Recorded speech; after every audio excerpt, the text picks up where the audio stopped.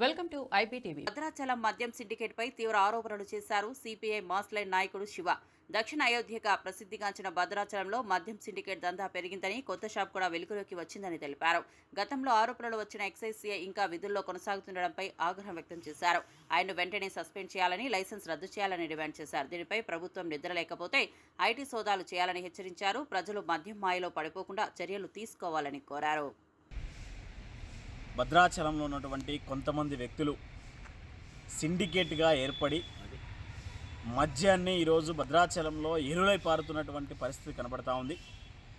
మద్యం షాపులలో కొన్ని బ్రాండ్లు మాత్రమే తూతూ మంత్రంగా షాప్ మాత్రం అక్కడ ఉంచుతున్నారు తప్ప, సిండికేట్ అయ్యి సపరేట్గా ఒక షాప్ పెట్టి ఇక్కడ నుంచి ఛత్తీస్గఢ్ రాష్ట్రానికి అట్లాగే సంబంధించినటువంటి వైన్ షాపులలో ఉంచుకోకుండా బెల్ట్ షాపులోకి వేసే పరిస్థితి ఈరోజు భద్రాచలం పట్టణం కనబడతా ఉంది. వీటిపై నేను స్వయంగా ఇక్కడ ఉన్నటువంటి ఎక్సైజ్ సిఐ గారికి కంప్లైంట్ చేసిన తర్వాత ఆమె రెస్పాండ్ కాకోకుండా గత 4 రోజుల నుంచి ఇదే సోద్యం చేస్తున్నారు తప్ప కనీసం విజిట్ చేసిన పరిస్థితి లేదు, కనీసం పట్టించుకున్న పరిస్థితి లేదు.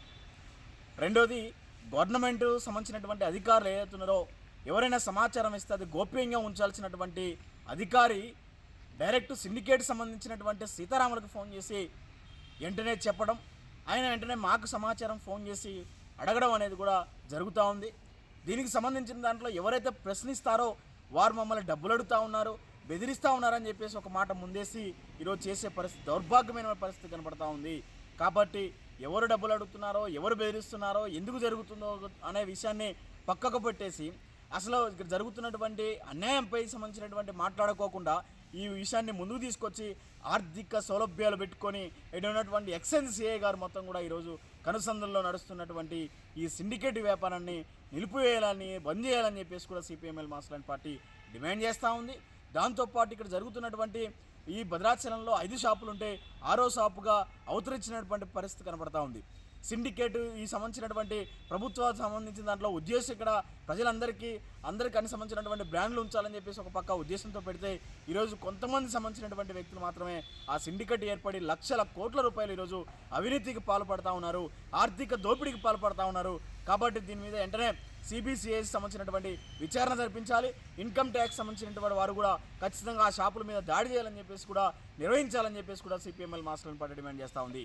దాంతోపాటు ఈ సిఐ ఎవరైతే ఎక్సైజ్ సిఐ గారు ఎవరైతే ఉన్నారో ఆ ప్రభుత్వ అధికారికి సంబంధించినటువంటి సమాచారాన్ని గోప్యంగా ఉంచుకోకుండా చేసినటువంటి బహిర్గతం చేస్తున్నటువంటి అధికారిపై వెంటనే సస్పెండ్ చేయాలని చెప్పేసి కూడా డిమాండ్ చేస్తున్నాం.